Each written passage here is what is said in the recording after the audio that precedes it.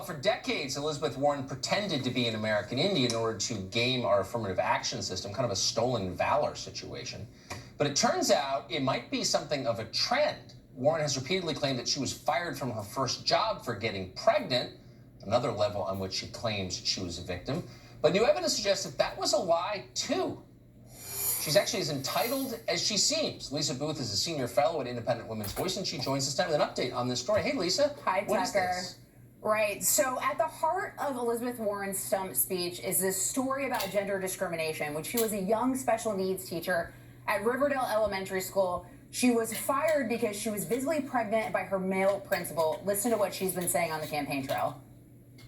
I was visibly pregnant. And the principal did what principals did in those days. Wished me luck and hired someone else for the job. I was visibly pregnant. And the principal did what principals did in those days. Wished me luck and hired someone else for the job. I was visibly pregnant. Wished me luck and hired someone else for the job. I was visibly pregnant. Wished me luck and hired someone else for the job. I was visibly pregnant. He wished me luck and hired someone else for the job. So obviously a terrible story, if true.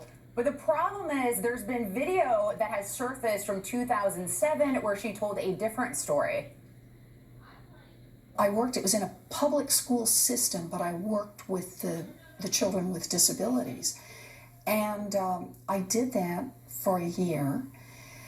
And then that summer, I actually didn't have the education courses, so I was on an emergency certificate, it was called. And I went back to graduate school and took a couple of courses in education and said, I don't think this is going to work out for me.